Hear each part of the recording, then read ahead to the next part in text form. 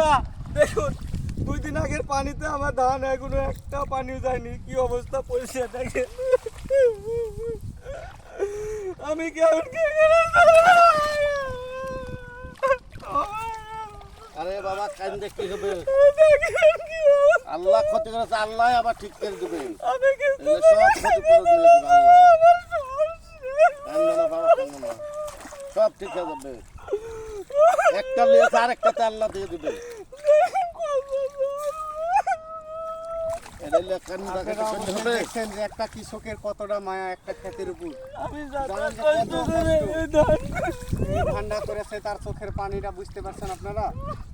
তো আপনারা অবশ্যই একটু সবাই ভালোবাসা দিয়ে পাশে থাকার চেষ্টা করবেন, আর সবাই আমাদের জন্য একটু দোয়া করবেন।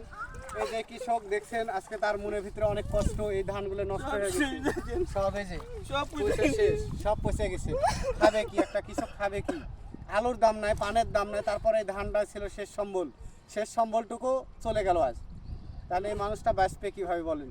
তা আপনারা সবাই একটু ভালোবাসা দিয়ে পাশে থাকবেন আর দোয়া করবেন যাতে আল্লাহ তাআলা তাদেরকে একটু ভালোবাসে।